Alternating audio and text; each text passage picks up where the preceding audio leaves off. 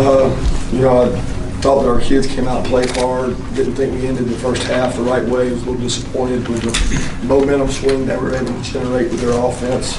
Hit some plays. We challenged them at half to come out and play really physical, and really call on the offense to say, hey, take this game over and impose your will on a team that we thought we could. Got a lot of respect for their program, a lot of respect for their coaching staff, and I think their quarterback is a really good player.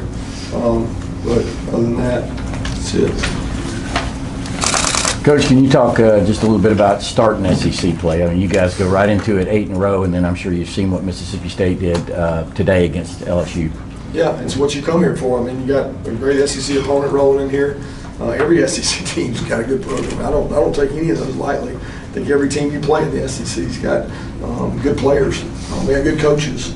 It's the highest level of ball, so you got to be on your P's and Q's. You got to be on top of everything. You can't have substitution mistakes. You can't have kicking errors. You can't have busts. They cost you in tight ball games, and we'll be in tight ball games the rest of the way because they're good programs. I think it's evidenced today by all the games today. There's a lot of good football teams out there, and we've got a good football team. So we're looking forward to playing their teams, see what happens. Coach, talk about the decision to rest on tonight, and then how the younger backs came in and played in his absence. Yeah, Sony was dinged up all week. We didn't know if he was going to be able to go or not, and we wanted to see if we needed him to go. I obviously felt like that's one of our deepest positions. So if we could hold him, we wanted to be able to hold him. And those other guys came in and did a good job. DeAndre Swift's good back, Ryan Harris ran hard, Holyfield ran hard, and Nick gave us the same work he does all the time. So we're very fortunate to have the guys we have in that position to be able to do that. Coach, I don't remember seeing Tyler Clark very much. Is he dealing with anything? Yeah, he had a small injury, undisclosed injury that he couldn't play with. So. How do you think this offense performed tonight as a whole? Our offense or Samford? Y'all's offense. Oh, our offense. I thought that up and down. I mean, it's very similar to what we do in the past. We shoot ourselves in the foot. We drop a couple balls, a couple lost yardage plays, but at times we have rhythm. We're able to run the ball. We play physical. It's up and down. It's not consistent as we need to be. And I think anybody will tell you that. I think the young kid's starting to grow up. The quarterback's making better decisions. He's learned how to slide. But other than that, he's getting better.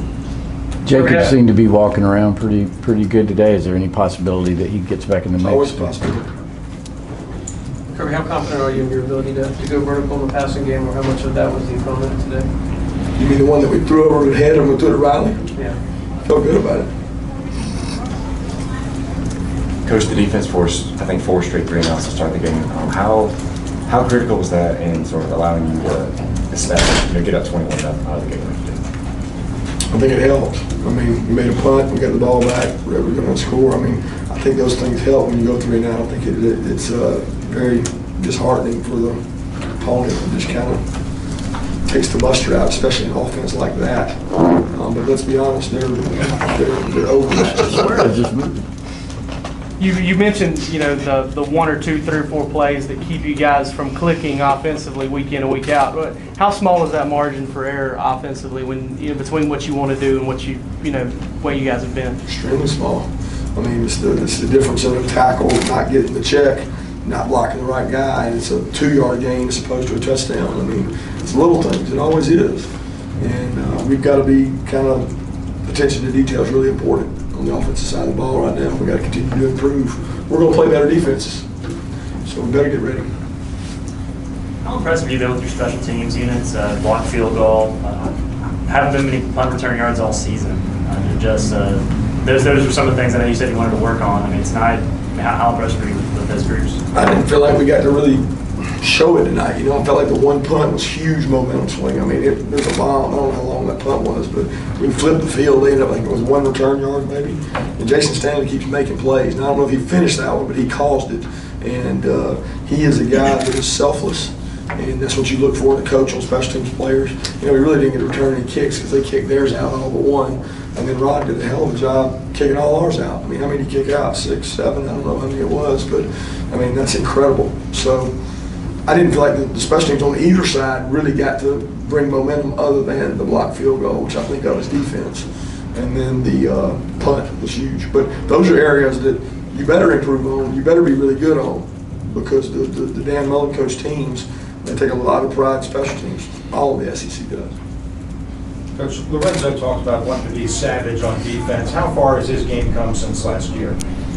Yeah, Lorenzo's not a savage. He's a nice young man, if you ask me. He didn't want to be a savage, but he's not fooling anybody.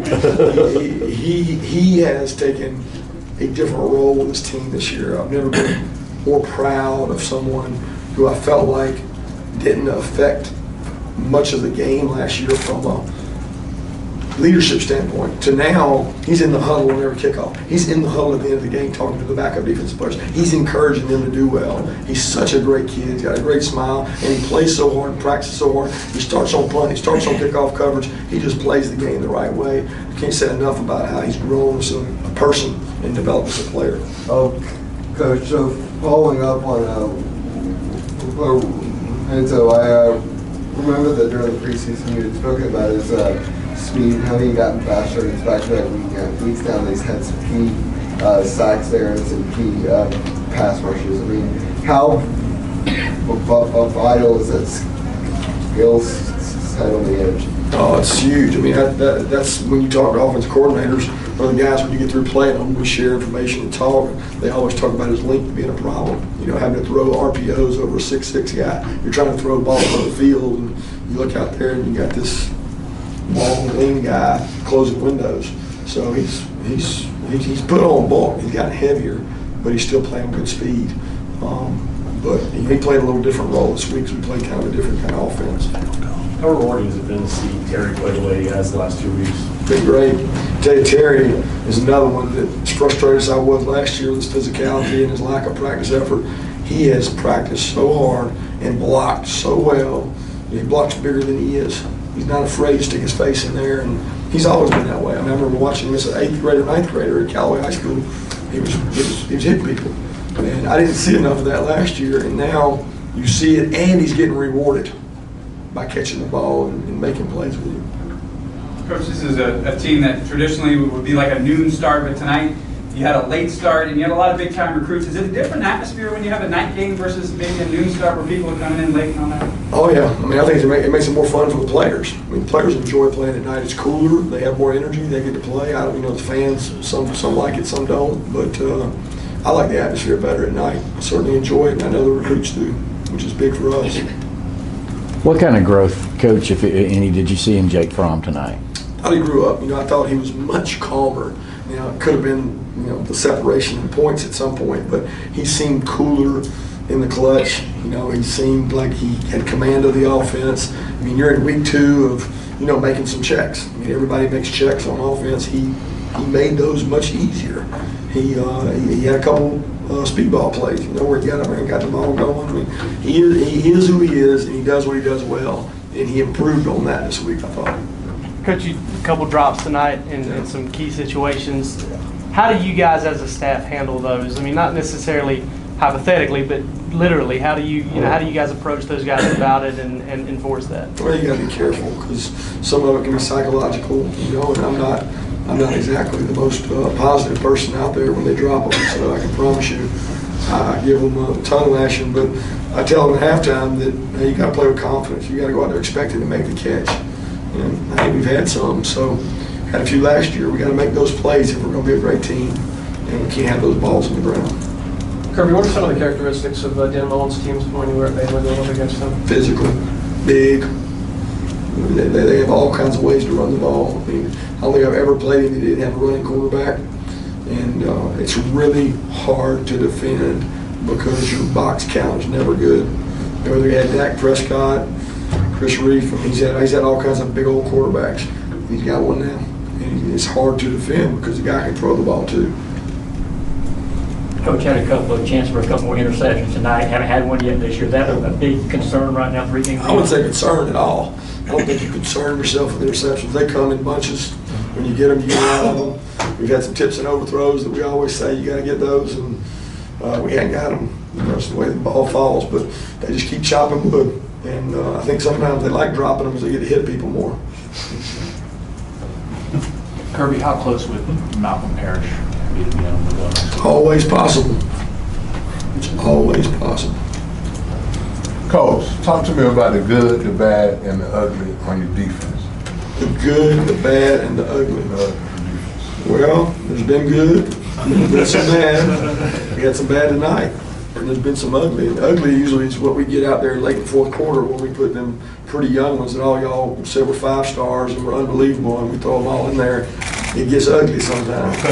And I tell them I don't want to ruin my night, because my night's going pretty good, and we put them in, and they have an uncanny ability to ruin my night. And it just frustrates me because eventually they'll grow up. What's sad is so many of them didn't get to last year, because we never got to put them in. So we want to put those guys in. We're not chasing stats and trying to, break the stat record. We want to play these guys. We are very thin at some positions on defense. And to get some guys some confidence helps. We got to play Mark Webb tonight. I mean, he needs to go play to get better. Speaking of the secondary, it looked like AD at Star and JR back in safety. What was thinking there? And just the way we went this week, to be honest with you. I mean, no real thinking. They were a passing team. So, they were in 4 wides. We just decided to play AD there. And AD actually played corner some in the game. So he played both. Nico Harmon found the end zone for the first time tonight. How far has he come just in these past couple weeks since that last game? Come a long way. He's still got a ways to go. So he's getting better every week. He's working hard. He has not arrived. He's got to get better. He's got to learn his assignments. He's got to block better. He's got to catch the ball. And he knows that. There's no hide about it. He's a good player, and we think he'll get better with more and more confidence. Last question. Thank you. Go Dogs. Thank you.